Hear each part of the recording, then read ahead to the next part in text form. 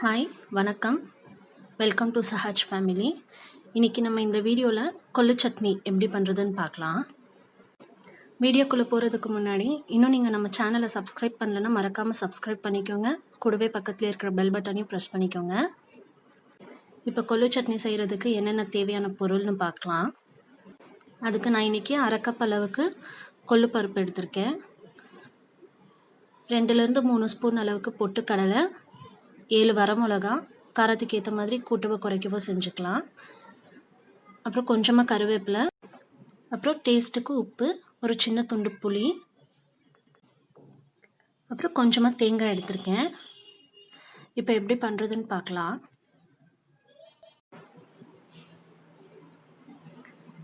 நான் இப்போ ஒரு பேனில் நம்ம எடுத்து வச்சுருக்கோம் இல்லையா கொள்ளு பருப்பு, அதை சேர்த்து ட்ரை ரோஸ்ட் பண்ணிக்கிறேன்.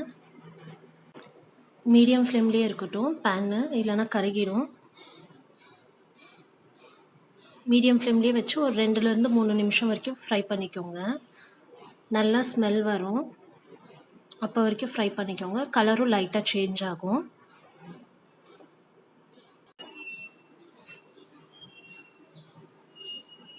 பாருங்கள், இப்போ கலர் நல்லாவே சேஞ்ச் ஆகிடுச்சு.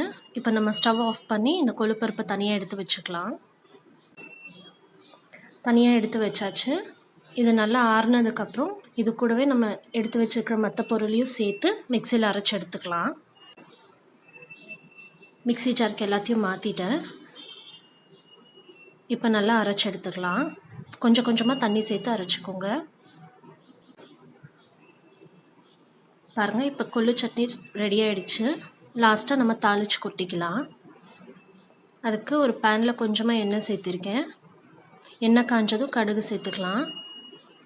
தேவைப்பட்டால் நீங்கள் கடலைப்பருப்பு, உளுத்தம்பருப்பு சேர்த்துக்கலாம். நான் இன்றைக்கி சேர்க்கலை. இப்போ கடுகு பொரிஞ்சிடுச்சு. கொஞ்சமாக கருவேப்பிலை சேர்த்துக்கிறேன். இப்போ நம்ம இதை சட்னி மேலே கொட்டிடலாம். அவ்வளோதாங்க, சூப்பரான கொள்ளு சட்னி ரெடி ஆகிடுச்சு. ரொம்பவே ஹெல்த்தியான சட்னி. கண்டிப்பாக நீங்களும் வீட்டில் ஒரு தடவை ட்ரை பண்ணி பாருங்கள். ட்ரை பண்ணி பார்த்துட்டு உங்கள் கமெண்ட்ஸை மறக்காமல் ஷேர் பண்ணுங்கள். அப்படியே சேனலையும் மறக்காமல் சப்ஸ்கிரைப் பண்ணுங்கள். தேங்க்யூ.